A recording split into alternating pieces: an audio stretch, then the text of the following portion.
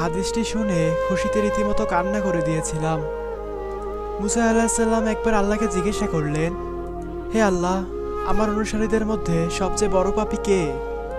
আল্লাহ তাআলা একটি নির্দিষ্ট পথের দিকে দেখিয়ে বললেন, এই পথ দিয়ে যে সবার আগে অতিক্রম করবে সেই হচ্ছে তোমার অনুসারীদের মধ্যে সবচেয়ে বড় পাপী। আল্লাহ তাআলার কথা অনুযায়ী মুসা আলাহিসাল্লাম বসে দেখতে লাগলেন। কিছুক্ষণ পরে দেখলেন এক ব্যক্তি একটি ছোট বাচ্চাকে কোলে নিয়ে রাস্তাতে অতিক্রম করছে। তিনি সাথে সাথেই বুঝে ফেললেন এই হচ্ছে সবথেকে বড় পাপী। এরপর তিনি আল্লাহ তাআলাকে আরও একটি প্রশ্ন করলেন, হে আল্লাহ, আমার অনুসারীদের মধ্যে সর্বাধিক ভালো মানুষটাকে? আল্লাহ তাআলা উত্তরে বললেন, সন্ধ্যা হওয়ার সাথে সাথে ওই একই রাস্তা দিয়ে যে অতিক্রম করবে সেই হচ্ছে সর্বাধিক ভালো মানুষ। মুসা আলাহিসাল্লাম সূর্য ডোবার অনেক আগ থেকেই বসে রইলেন। যেই সূর্য ডুবে যেতে লাগলো তিনি দেখলেন সেই সকালের লোকটি ছেলেকে কোলে নিয়ে ফিরে যাচ্ছে।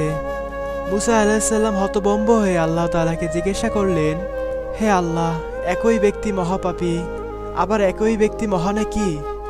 আল্লাহ তাআলা উত্তরে বললেন, হে মুসা, এই ব্যক্তি যখন সকালে দিয়ে তার ছেলেকে নিয়ে জঙ্গলে প্রবেশ করতেছিল তখন কোলের ছেলেটি বাবাকে জিজ্ঞাসা করেছিল, আচ্ছা বাবা, এই জঙ্গলটি কত বড়?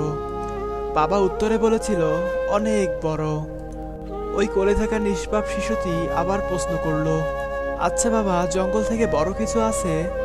তখন বাবা উত্তরে বললেন, হ্যাঁ বাবা, আছে।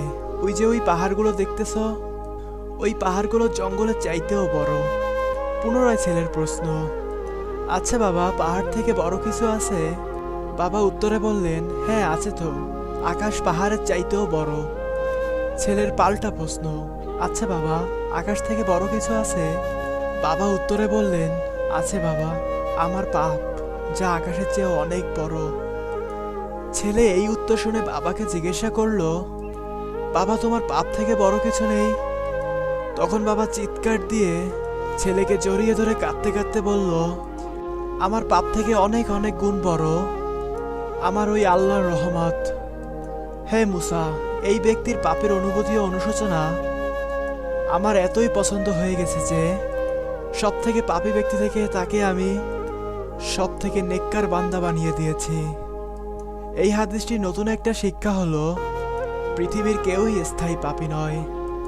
জীবনে অনেক অনেক পাপ করে ফেলেছেন, তারপরও আপনি চাইলে মুহূর্তেই আল্লাহর কাছে একজন পবিত্র বান্দাতে পরিণত হতে পারেন। আমার বলা কথাগুলো যদি আপনাদের ভালো লেগে থাকে, ভিডিওটি অবশ্যই একটি লাইক করে চ্যানেলটি সাবস্ক্রাইব করে সাথে থাকবেন ও কমেন্ট করে জানাবেন আপনাদের মূল্যবান মতামতটি।